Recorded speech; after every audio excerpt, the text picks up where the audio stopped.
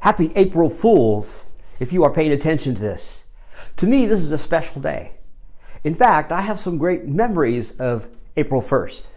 I'll share that story with you a little bit later. However, I want to talk about a more serious and yet humorous topic. And you know I hate humor. That's so untrue. I love humor. I have a great sense of humor and I like to share it. And I believe that leaders need to do more humor and fun to engage people. Why? Well, first of all, people enjoy humor universally around the world. Another reason is that when our brains are engaged, we retain more. And one of the best ways to engage a person's brain is through humor. And if you're a leader, you can get people's attention to certain things, especially if they're serious topics, through humor. For instance, let's say you want people to be serious, and so you acquire some Mickey Mouse hands, or you want to give somebody applause for great work. That's funny, and yet all it took was finding the right appropriate prop. I've worked with leaders all my career, and I find that there's two types, the good leader and the bad leader. No, I'm kidding. There are bad leaders. The leader that has a sense of humor and uses it very well, and then the leader that's afraid to use humor. And I've worked with a lot of those people, especially with my former profession of being CPAs, but also technical experts, because they don't think that they're funny. They don't know how to use humor. Maybe they came from another country where the humor is different, and yet I've trained people from all around the world on how to use humor. And I just gave you an example.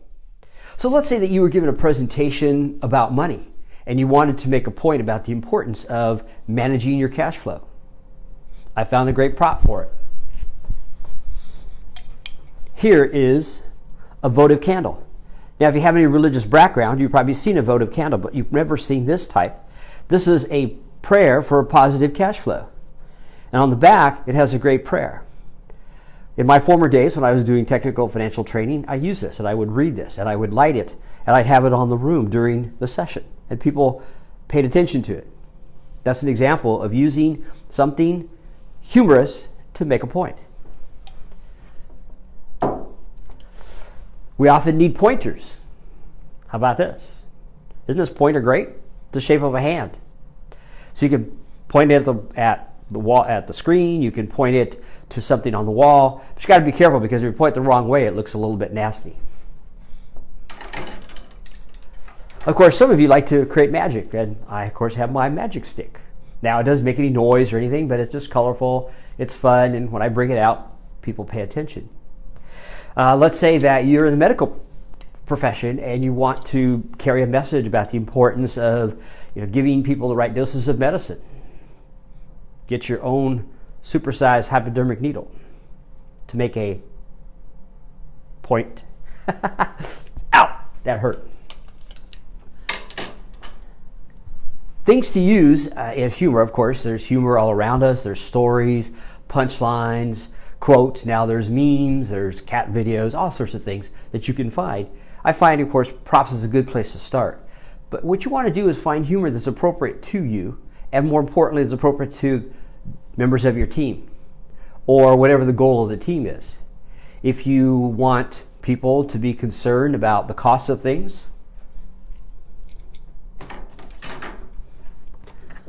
help them understand about the big bucks. This is an oversized bill that I found at a party store and had laminated, so I can use it again and again. It's pretty interesting.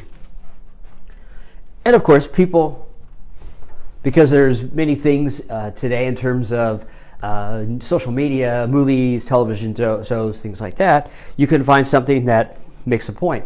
For instance, you don't want people to be like minions and just do whatever, or you don't want them to take it too far. So here's some minion goggles. Again, my point is simply is that creating humor is not about being a comedian or trying to be disrespectful. Using humor helps to get your points across. Using humor helps make you memorable and your points memorable. Humor used in the right time, the right way, gets people engaged.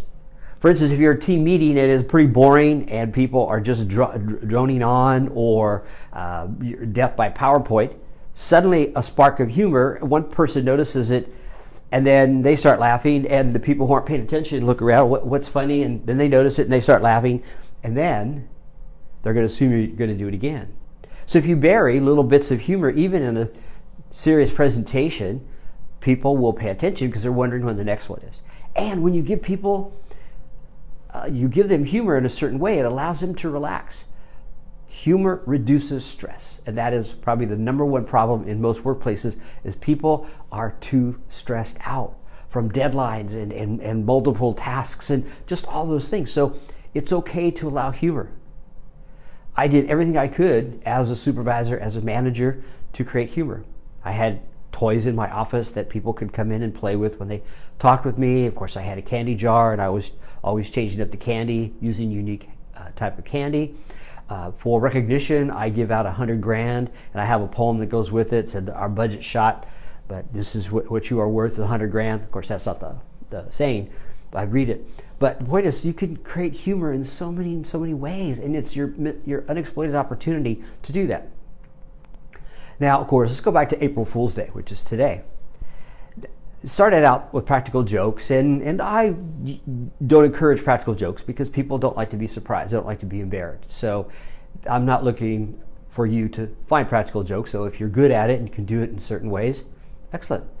However, what I'm referring to is that the type of humor that people find uplifting as opposed to embarrassing. Humor that puts them on a pedestal and highlights what they're good at rather than puts them down or makes them feel bad. I had to learn that lesson because April Fool's Day was a great day for me when I was an employee. I had a process for playing tricks on my coworkers and my boss.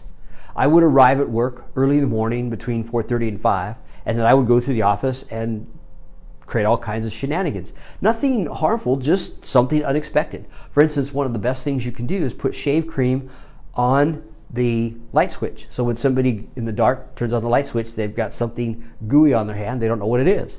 Another one is if you have desks, you blow up balloons about 3/4, and then you stick them in the desk and shut the drawer. And when the person tries to open the drawer, they can't. They don't understand why, and there's a balloon there, so they have to pop it to get it out. Of course, my favorite one for the office was the old landline telephone. You know, those old telephones. You probably might still have those at home or in your office. When you pick up the phone, there's a little device that pops up. And so what you do is you get Scotch tape and you tape that down so it's always down. And when the phone rings, they answer it and it continues to ring and they can't figure out why until they figure it out. So those are, again, harmless little pranks that I would play. Now, sometimes I worked for somebody that had sort of a thing that needed to be poked.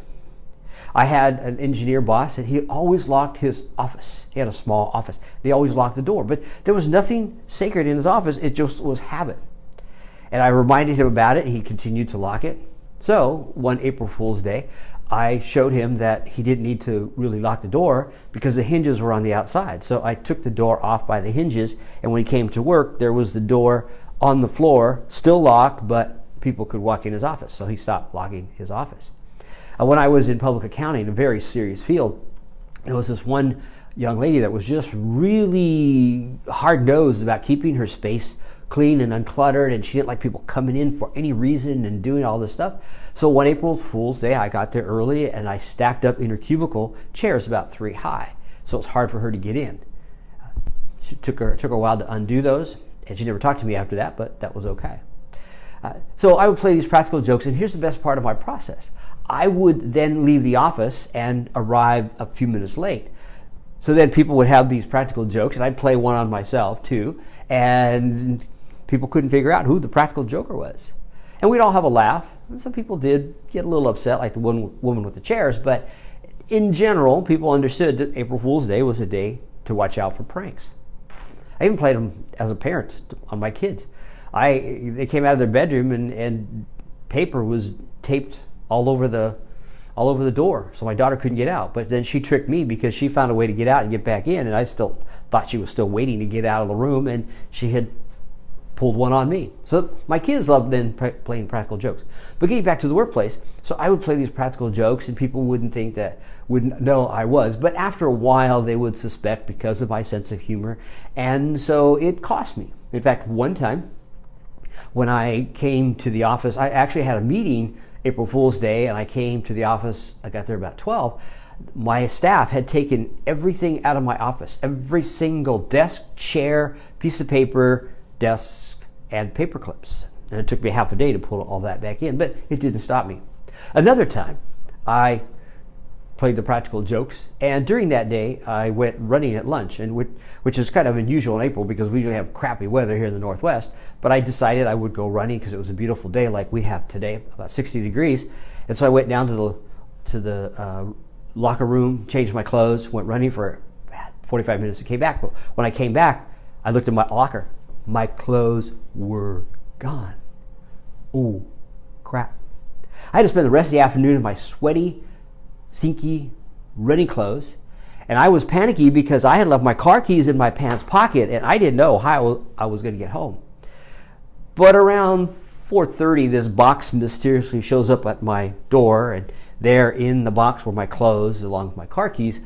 But my colleagues told me the day later that once they found my car keys, what they were tempted to do was to take my car and jack it up and take the wheels off and put it on blocks and see if I noticed. But luckily that didn't happen. That didn't stop me, but I realized that I had to be careful of the practical jokes that I played on people. And so now I don't play practical jokes, but I do find ways to poke humor at things, especially sacred cows or something that's very topical like tiny hands.